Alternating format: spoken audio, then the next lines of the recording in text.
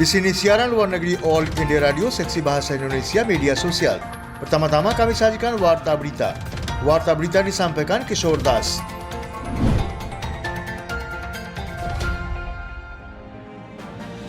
Jepang menetapkan rekor anggaran militer 52 miliar dengan jet siluman rudal jarak jauh.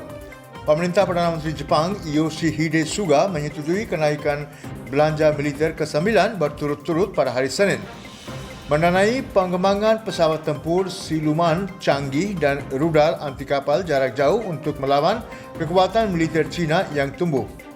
Kementerian Pertahanan akan mendapatkan rekor 5,34 triliun yen iaitu 51,7 miliar dolar untuk tahun yang dimulai pada bulan April, naik 1,1% dari tahun ini. Dengan mayoritas Suga di Parlimen, penetapan anggaran sudah pasti. Suga melanjutkan ekspansi militer kontroversial yang dilakukan oleh pendahulunya Shinzo Abe untuk memberi pasukan Jepang pesawat rudal dan kapal induk baru dengan jangkauan dan potensi yang lebih besar untuk melawan musuh potensial termasuk negara tetangga China. Bangladesh akan membeli pesawat tempur ultra modern dan berperforma tinggi. Demikian kata Perdana Menteri Sheikh Hasina. Dalam upaya untuk membuat angkatan bersenjata Bangladesh maju dan modern, pemerintah Bangladesh akan membeli pesawat tempur ultra modern dan berperforma tinggi. Mengumumkan ini, Perdana Menteri Sheikh Hasina mengatakan pada hari Minggu bahawa proses sedang berlangsung untuk menerapkan tujuan kekuatan 2030. Berbicara pada parade Presiden Angkatan Udara Bangladesh BAF tahun 2020, Perdana Menteri Hasina juga mengumumkan bahawa BAF akan segera memperoleh integrasi sistem pertahanan udara, sistem kendaraan udara tak berawak, radar pengisi celah bergerak dan radar pertahanan udara ultra modern. Demikian lapor kantor berita resmi BSS. Sheikh Hasina mengatakan bahawa pemerintah Bangladesh telah menandatangani perjanjian untuk membeli 55 pesawat angkatan ultra modern C-130J di mana 3 di antaranya telah tiba di negara tersebut. Bangladesh juga telah menambahkan 7 pesawat latih K-8W jet ke armada angkatan udara. 8 orang tewas dan 15 lainnya luka-luka dalam bom mobil di Kabul, Afghanistan. Di Afghanistan, 8 orang menjadi tewas dan lebih dari 15 lainnya luka-luka akibat bom mobil di Kabul pada hari Minggu. Seorang pejabat keamanan mengatakan bom mobil itu diledakkan di bahagian barat ibu kota. Seorang pejabat Kementerian Kesihatan juga mengkonfirmasi ledakan itu. Jurubicara Kementerian Dalam Negeri Tariq Aryan menyalahkan teroris atas serangan itu dan mengatakan korban termasuk wanita dan anak-anak. Rekaman televisi menunjukkan setidaknya 2 mobil terbakar dengan asap hitam tebal bertiup ke langit. Kabul dilanda gelombang kekerasan yang berbahaya dalam beberapa bulan terakhir meskipun Taliban dan pemerintah terlibat dalam pembicaraan damai untuk mengakhiri konflik panjang di negara itu. Sejauh ini tidak ada. Di Nepal, parlimen dibubarkan, pemilihan umum akan diadakan dalam 2 tahap pada bulan April dan Mei tahun depan. Presiden Nepal Bidya Devi Bhandari hari ini membubarkan parlimen atas permintaan Kabinet Perdana Menteri KP Sharma Oli. Kantor Presiden mengatakan dalam sebuah pernyataan bahawa pemilihan akan diadakan pada tanggal 30 April dan 10 Mei tahun depan, lebih dari setahun lebih cepat dari jadual. Di tengah meningkatnya keretakan antar partai, Perdana Menteri Nepal KP Sharma Oli merekomendasikan kepada Presiden untuk membubarkan parlimen pada pertemuan darurat Kabinet pagi ini. Perdana Menteri Modi akan menyampaikan pidato pengukuhannya di EESF 2020 besok. Perdana Menteri Narendra Modi akan menyampaikan pidato pengukuhannya di Festival Ilmu Pengetahuan Internasional India EESF 2020 besok melalui konferensi video. Menteri Persatuan Ilmu Pengetahuan dan Teknologi dan Ilmu Bumi Dr. Harshvardhan juga akan hadir pada kesempatan tersebut.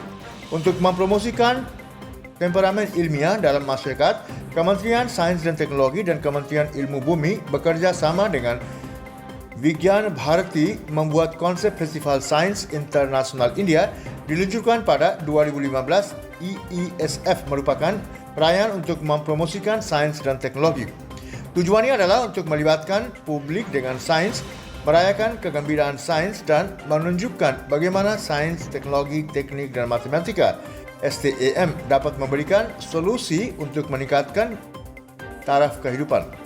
Negara-negara Eropah melarang penerbangan dari Inggeris kerana jenis baru virus corona yang lebih menular. Sejumlah negara Eropah telah memberlakukan larangan perjalanan ke Inggeris setelah melaporkan jenis virus corona yang lebih menular. Irlandia, Jerman, Perancis, Italia, Belanda dan Belgia telah memutuskan untuk menghentikan penerbangan.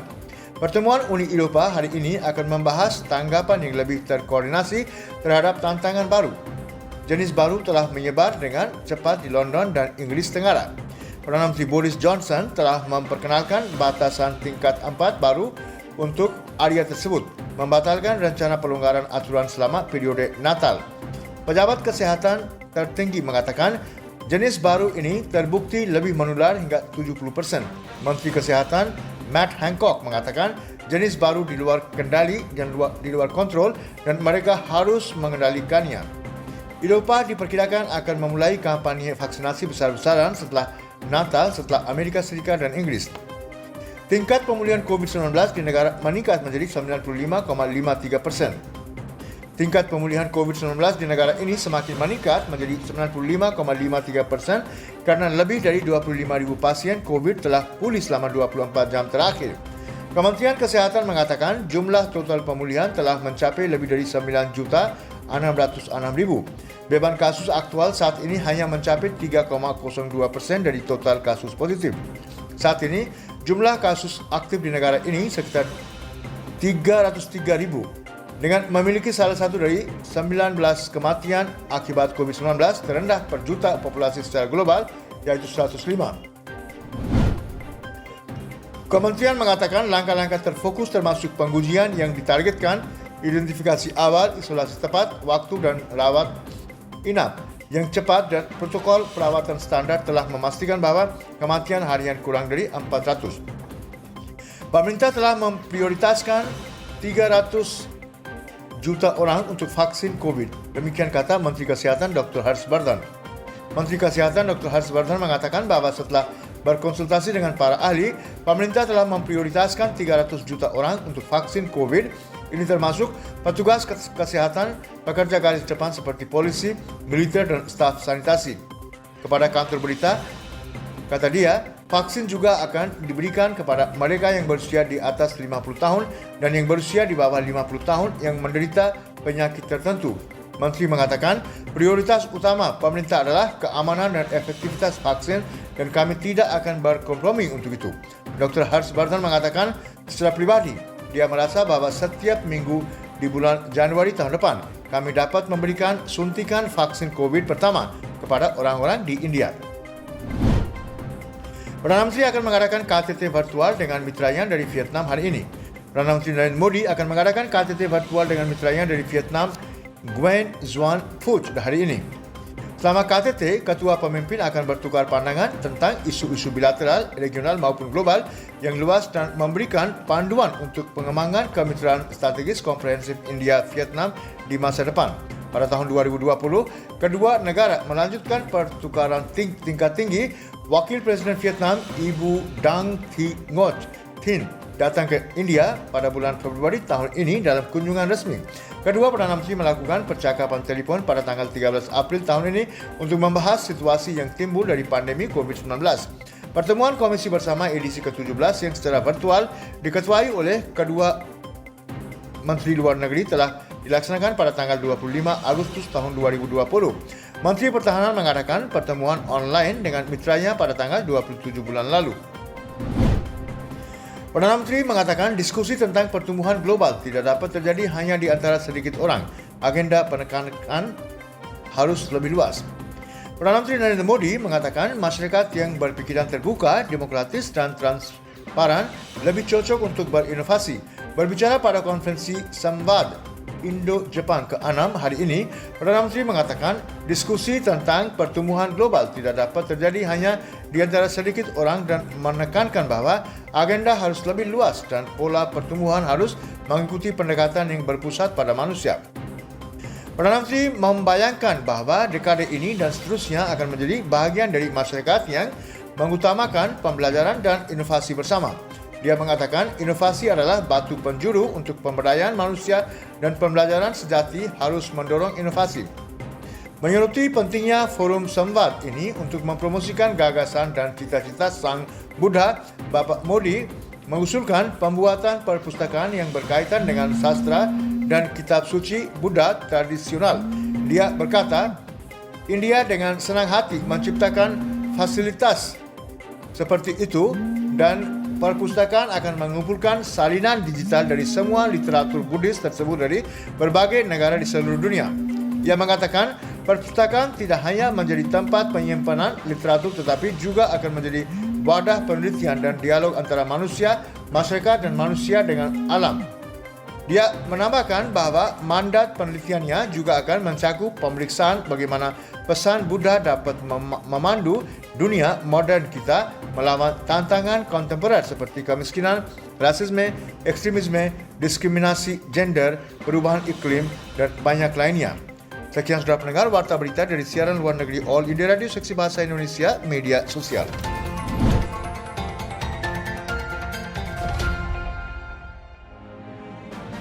Selanjutnya kami sajikan komentar yang berjudul Negara ini mendukung wira swastawan dan pencipta kekayaan, kata Perdana Menteri. Sasaran Atmanirbhar iaitu kemandirian India dapat dicapai jika para pemimpin industri memanfaatkan sepenuhnya lingkungan bisnes yang dibuat oleh pemerintah. Saat ini, bersama dengan reformasi struktural di sektor pertanian dan tenaga kerja, tawaran paket ekonomi khusus dan komprehensif oleh pemerintah telah memfasilitasi lingkungan yang positif dan komunitas bisnes perlu memanfaatkannya. Perdana Menteri Narendra Modi dengan tegas mengatakan hal ini dalam pidatonya di ASSOCHAM, yaitu Kamar Dagang Associated Foundation Week 2020 akhir pekan lalu. Berbicara pada pertemuan virtual salah satu asosiasi perdagangan puncak India, Perdana Menteri Modi mengatakan bahawa negaranya saat ini bersama dengan pengusaha dan pencipta kekayaan dan mereka memiliki kebebasan penuh untuk menyentuh langit. Namun, penciptaan kekayaan dimungkinkan ketika industri melakukan reformasi dengan melibatkan perempuan dan orang-orang yang cerdas, muda dan ketika mengadopsi praktik terbaik dunia dengan membawa tata kelola perusahaan dan mekanisme pembagian keuntungan ke dalam budaya kerjanya. Perdana Menteri juga memberikan penghargaan hadiah ASSOCHAM Enterprise of the Century Award kepada Ketua Grup Tata iaitu Ratan Tata. Jelas langkah ini hanyalah simbolisme dan cukup signifikan karena menunjukkan India berdiri bersama para industrialis dan bisnisnya demi kemakmuran serta tujuan penciptaan lapangan kerja. Dalam pidatonya, Perdana Menteri Modi menekankan daya tarik India untuk investasi dari seluruh dunia karena reformasi yang berani. Dia mengatakan bahkan selama pandemi, ketika seluruh dunia berjuang untuk investasi, India telah mampu memikat dalam rekor penanaman modal asing FDI dan investasi portfolio asing FPI. Antara April dan September, FDI ke negara ini naik 13% tahun ke tahun menjadi 40 miliar dolar. Dukungan pemerintah untuk sektor manufaktur dan optimisme terhadap kisah pertumbuhan India dikutip sebagai beberapa alasan penting di balik aliran FDI ke India. Namun, di tengah-tengah ini terdapat beberapa fakta pahit. Investasi dalam penelitian dan pengembangan oleh industri India tertinggal dibandingkan dengan Amerika di mana 70% dari total investasi pada lead bank berasal dari sektor swasta saja. Perdana Menteri mengungkapkan kekecewaannya atas investasi yang begitu kotor di bidang R&D yaitu lead bank di negara ini. Dia meminta para pemimpin industri untuk meningkatkan investasi mereka di lead bank khususnya di sektor-sektor seperti pertanian, pertahanan, ruang angkasa, energi, konstruksi, farmasi dan sektor transportasi. Faktanya melalui lead bank, bisnis dapat berinovasi dan mengadopsi teknologi baru serta meningkatkan proses yang ada agar berhasil dalam jangka panjang. Dikatakan bahwa sektor yang berinvestasi lebih banyak dalam R&D berkembang dan mencapai lebih banyak dan memberikan manfaat dunia nyata bagi masyarakat. Dengan mengingat hal ini, Perdana Menteri menyatakan bahwa semua perusahaan harus mengalokasikan sejumlah tertentu untuk lead bank. Harus diingat bahwa peningkatan investasi dalam lead bank adalah kebutuhan saat ini karena dunia sedang bergerak cepat menuju revolusi industri keempat di mana tantangan akan muncul dalam bentuk teknologi baru. Mungkin inilah alasan mengapa Perdana Menteri Modi dalam pidatonya menyoroti bahwa hari ini adalah waktu untuk merencanakan dan bertindak. Dia berpandangan bahawa 27 tahun kemudian ketika India merdeka akan merayakan ulang tahun ke-100-annya. Impian dan dedikasi setiap orang India akan diuji dan peranan global negara tersebut akan dinilai dengan Karena itu, dia mendesak industri India untuk menunjukkan kapabilitas, komitmen dan keberaniannya. Dia dengan tepat menyatakan bahawa mencapai kemandirian tidak hanya penting tetapi seberapa cepat negara mencapai tujuan ini juga sangat penting. Untuk menjembatani kesenjangan pedesaan perkotaan, Modi menekankan perlunya pemerintah bekerja sama dengan pemerintah negara bahagian, organisasi pertanian dan asosiasi industri untuk promosi yang lebih baik dari produk pertanian organik negara, infrastruktur yang lebih baik dan pasar yang lebih baik. Perdana Menteri mengatakan dia ingin cerita pertumbuhan India menjadi contoh bagi dunia. Namun kemudian, ia menegaskan bahawa pemerintah dapat menyediakan fasilitas yang diperlukan, menciptakan lingkungan yang tepat